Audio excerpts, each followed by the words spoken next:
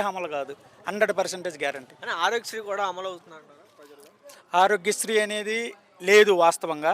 ఇంతకుముందు ఫస్టు ఆరోగ్యశ్రీ ఉంది. దాని తర్వాత వాళ్ళ గవర్నమెంట్‌లో ఎన్టీఆర్ దాన్ని చేశారు. మళ్ళీ వైఎస్ గవర్నమెంట్ జగన్ గవర్నమెంట్‌లో ఎలా ఉంది అనంటే ఒక ఆరోగ్యశ్రీగా బెనిఫిట్ పొందిన ఎస్పెషల్‌గా ఉన్న తెలిసినోళ్ళు మన రిలేటివ్స్ మనకు తెలిసినోళ్ళే ఉన్నారు. సో, ఇప్పుడు అలాంటి సిట్యుయేషన్ లేదు ఎక్కడ కూడా. ఏ కార్పొరేట్ హాస్పిటల్‌కెళ్ళినా, ఎక్కడికెళ్ళినా గానీ నువ్వు ముందు మనీ కట్టాలా, పేషెంట్‌ని జాయిన్ చేసుకోవాలి. నీకు ఆరోగ్యశ్రీ చూపిస్తే పక్కనేస్తున్నారు కార్డు. సో, ఈ విధంగా ఉంది ఆరోగ్యశ్రీ గురించి. సో, ఆరోగ్యశ్రీ లేదు, 108 ఎక్కడా జరగట్లేదు ప్రాపర్‌గా, 104 రావట్లేదు. ఇంతకుముందు మా ఊర్లోకే ప్రతి వారం 104 బండొచ్చిద్ది, మెడిసిన్స్ ఇస్తారు. ఇంటింటికి కూడా ఆహ్, ఆహ్, డాక్టర్స్‌ని పంపించేసి చెకప్‌లు చేసేవాళ్ళు. ఒక్క కరోనాలోనే జగన్ అంత చేస్తే ఏమీ లేనప్పుడే, అదే రేపు నెక్స్ట్ గవర్నమెంట్ ఫామ్ చేసి వస్తే ప్రజలు అనేవాళ్ళు ఎంత పుష్కలంగా ఎలా ఉంటారనేది 2.0లో చూస్తారు. అంటే ఇప్పుడు చూస్తున్నాం కదా పవన్ కళ్యాణ్ కూడా ఈ మధ్యకాలంలో 6 గ్యారెంటీలు అమలుపరిచే బాధ్యత నాదని చెప్పడం జరిగింది. ఈ రోజు ఎందుకు మాట్లాడలేకపోతున్నారు? పవన్ కళ్యాణ్ అనే అతను వాస్తవంగా అయితే ఈ 6 గ్యారెంటీలు అమలు పరచాలని చెప్పి చంద్రబాబును అడిగితే వాళ్ళ నుంచి రెస్పాన్స్ ఏమొచ్చిందో మనకి తెలియదు.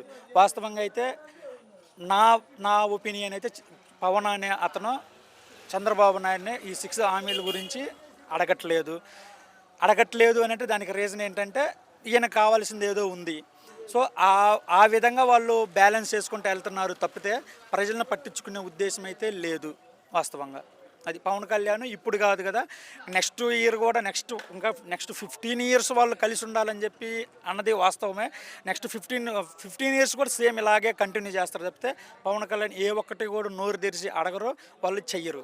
అది ఇప్పుడు చూస్తున్నాం కదా పవన్ కళ్యాణ్కి ఇప్పుడు మన మోడీ గారు వచ్చినప్పుడు చాక్లెట్ ఇచ్చారని చెప్పి దాని మీద చర్చలు జరుగుతుంది. అలాగే మోడీ గారు కూడా జగన్మోహన్ రెడ్డిని ఒక్క మాట కూడా అనలేదని కూడా ఇది కూడా చర్చ జరుగుతుంది. ఇంతకుముందు వచ్చారు, ఫస్ట్ వచ్చి అదే ప్లేస్లో శంకుస్థాపన చేశారు. అదే ప్లేస్లో మనం బుడమేరు వాగు పోయినప్పుడు వరద వచ్చినప్పుడు చూసాము. నేను అప్పుడు విజయవాడ వెళ్తున్నప్పుడు అమరావతిని చూశాను. వాస్తవంగా అయితే చూద్దాం అనుకున్నా, నీళ్ళు ఉండటం వల్ల నేను అమరావతిని చూడలేకపోయినాను. మళ్ళీ ఇప్పుడు అదే ప్లేస్లో ఆయన అప్పుడు మట్టి తట్ట వేసిపోయాడు, ఇప్పుడు వచ్చి చాక్లెట్ ఇచ్చారు. అంతకు మించి తప్పితే ఎలివేషన్స్, యానిమేషన్స్ ఇవి తప్పితే అమరావతిలో ఏమీ లేవు. అవి ఇంకా ఉండవు కూడా.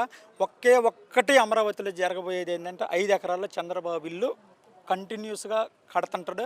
సో, ఒకవేళ చంద్రబాబు ఇంతగా స్టేట్ మీద అంత మమకారం చూపించి అతనైతే సేమ్ వైజాగ్లో ఇప్పుడు స్టీల్ ప్లాంట్ ఉంది, వైజాగ్ స్టీల్ ప్లాంట్. అతను ఇప్పుడు వాస్తవంగా ఇల్లు కడుతున్నాడు. సపోజ్ ఎగ్జాంపుల్గా తీసుకుంటే ఒక 500 కోట్లు ఎంతో ఇనుము పట్టిద్ది, ఒకవేళ స్టీల్ కావాలి.